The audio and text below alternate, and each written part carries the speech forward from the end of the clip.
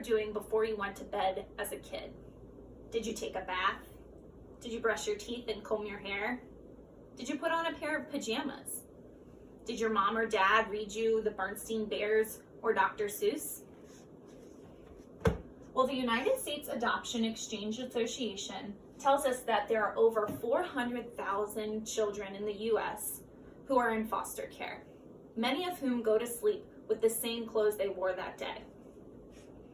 I am the Vice President of the Nursing Student Association here at Anne Arundel Community College, and each semester we choose a charity to donate to at our end of the year convocation ceremony. This past spring, we chose the pajama program to donate to, but unfortunately with COVID, our ceremony got canceled, so our fundraiser has been postponed. The amount of children that go to bed at night without a pair of clean pajamas is astronomical, but it's something that you and I can help change. I'm here to talk to you about this wonderful charity in hopes that you may want to donate. I will discuss the foundation, statistics behind foster care, specifically here in Maryland, and how you can get involved. Let's first take a look at the foundation. In 2001, the pajama program was founded, but where did the idea first come from? Genevieve Patiro appeared on the Oprah Winfrey Show to give her testimony of how she came up with the idea. Genevieve was volunteering at a shelter in the evenings during her free time, reading to children. When they went to go to bed, they were in the same clothes they had been in all day. The next day, Genevieve went out and bought 12 pairs of pajamas to give to the boys and girls at the shelter. One girl even looked up at her and said, "What are these?" The very next day, the idea of the pajama program popped into Genevieve's mind. Since then, the pajama program has collected over 6 million pairs of pajamas. On the Oprah Show, the audience collected 32,000 pairs of pajamas. And in 2016, the store Carter's donated 190,000 pairs and $2 million to the program. The Scholastic Book Drive has paired with the pajama program since 2007. The Scholastic website states, "For every pair of pajamas donated, Scholastic Book Clubs will donate a brand new book to the pajama program to be distributed to kids in need." How awesome is that? In the year 2019, at the 11th annual Great Bedtime Story Pajama Drive, they collected 103,308 pairs of pajamas. As you can see, the pajama program has blossomed over the past 19 years and has made a huge impact on the bedtime routine of thousands of children. Let's now discuss some of the statistics about foster care. This is not only a problem that is happening globally, but it's a problem that's right here in our backyards in Maryland.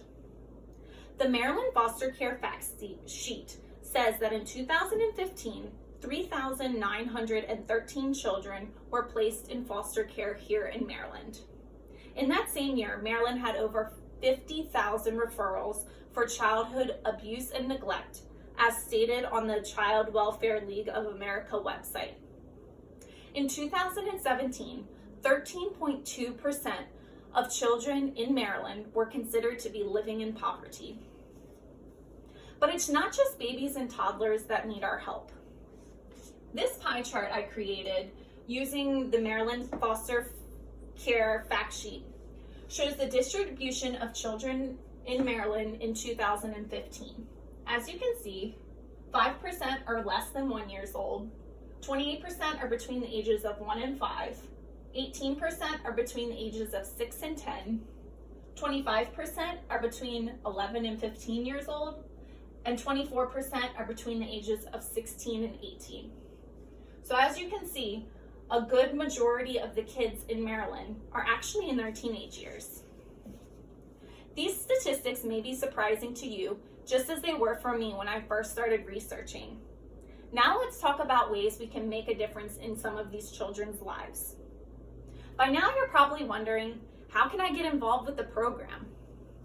Well, first of all, you can donate directly to the 2020 National Pajama Walk, which is on the Pajama Program's website. They state that this year some of the funds will also support COVID relief efforts. You can also start your own pajama fundraiser by contacting Lolita Justice, who is our Maryland, D.C. chapter president. I provided her email in case any of you want to write it down. What the program needs are pairs of pajamas ranging from newborn to adult. They need to be brand new and either a set of top and bottom or a onesie. They also need pajamas for all seasons. If money is an issue, you can always volunteer reading to the children at any one of the 4,000 community-based programs that are listed on the Pajama Program website. The New York Times says in an article, "This is what happens when you read to a child," written by Justin Warwin, that reading to children early and often activates the part of the brain and allows them to understand meaning and language. The Children's Bureau goes on to tell us that reading to children improves literacy and social skills, as well as it assists in cognitive development and jumpstarts their reading success. Now that you know of the many ways that you can get involved, let's review why this program was first established. The sad reality is that there are thousands of children in foster care. Is it the least we can do is provide them with a clean pair of pajamas and a book to read at night? This one small act of kindness could make the world of a difference to a child who is hurting and alone.